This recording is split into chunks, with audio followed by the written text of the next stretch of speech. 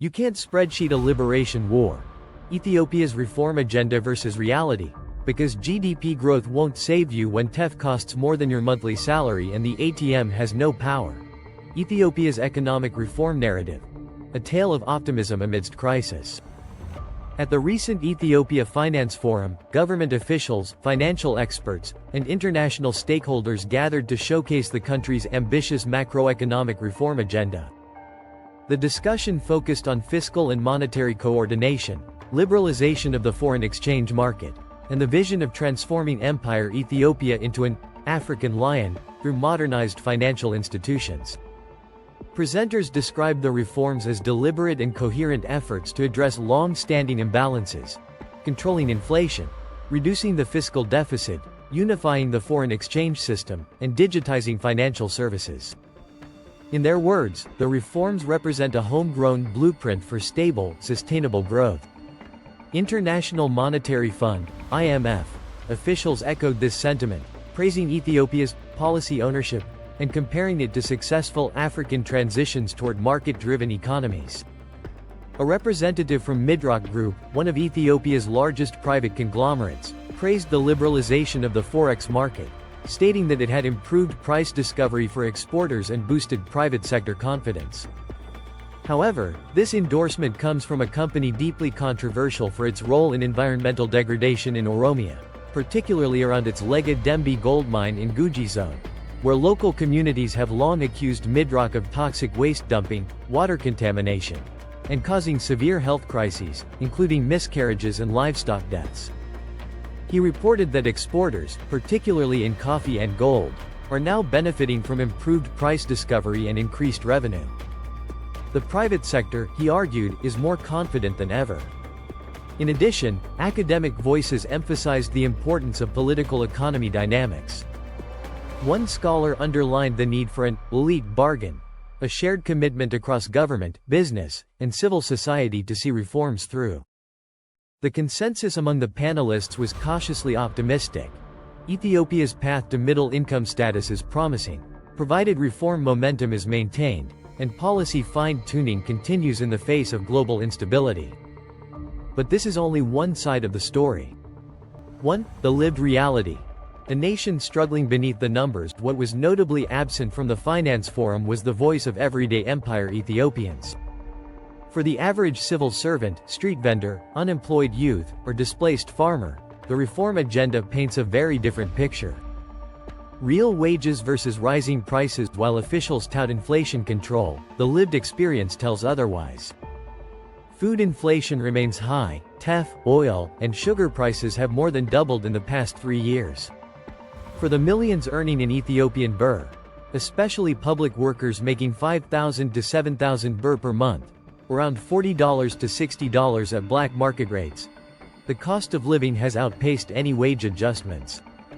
Real purchasing power has collapsed.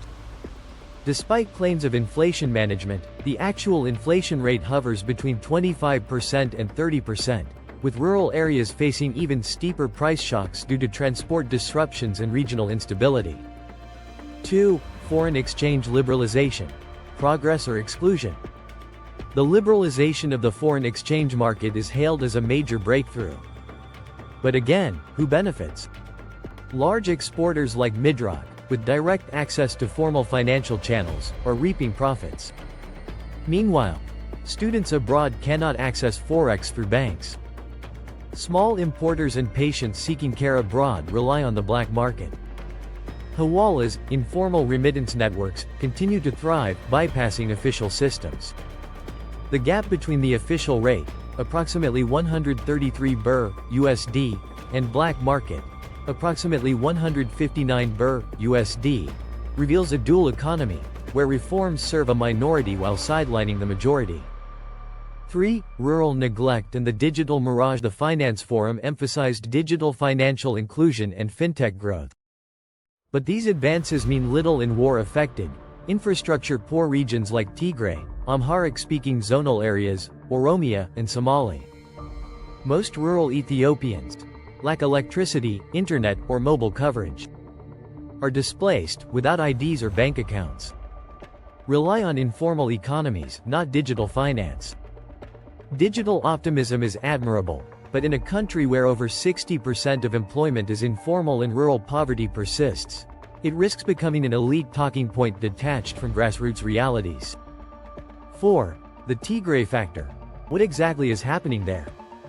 One would expect that a peace deal signed back in 2022 would have stabilized the area, but the signals are far from clear. There are reports, some conflicting, about political turmoil within Tigray's leadership. Aid agencies continue to struggle with access, and hundreds of thousands of displaced people are reportedly still waiting to return home. Meanwhile, whispers of foreign troop presence and unresolved border tensions keep surfacing, raising more questions than answers. In this context, it's difficult to grasp how a nationwide economic reform agenda can truly take root.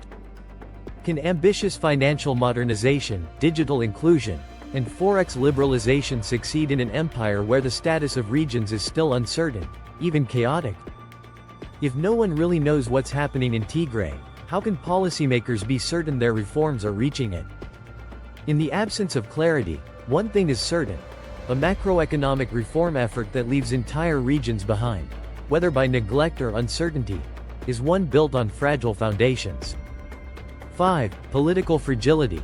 Reform without consensus. Neoliberal reforms, especially those backed by the IMF and World Bank, assume a stable political environment. But Ethiopia's deep political chaos, elite fragmentation, and simmering conflicts in Oromia, Amharic-speaking region, and Tigray suggest otherwise. Without a shared consensus, fiscal austerity and privatization risk fueling more discontent, as they often do in fragile states. 6. Reform for whom?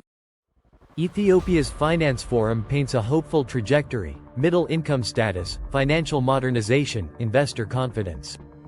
But unless economic transformation is matched by political inclusion, wage justice, and equitable development, the reforms risk becoming another neoliberal exercise that benefits the few at the expense of the many. If Ethiopia is to truly become an African lion, it must remember that a lion cannot stand on fractured legs. The legacies of war, poverty, and marginalization must be addressed not with spreadsheets, but with sincerity, shared power, and bold reconciliation. 7. Final thought: Empire. Ethiopia's reform path is incomplete. It is one thing to present policies that impress the IMF and secure investment pledges.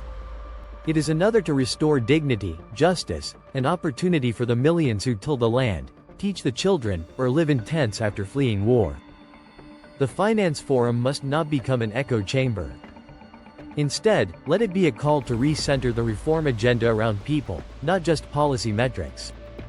Light bulb: if this made you think harder than a banker facing a forex shortage on Monday morning, go ahead, subscribe, share, and bless someone's timeline with a little truth and a lot of sense.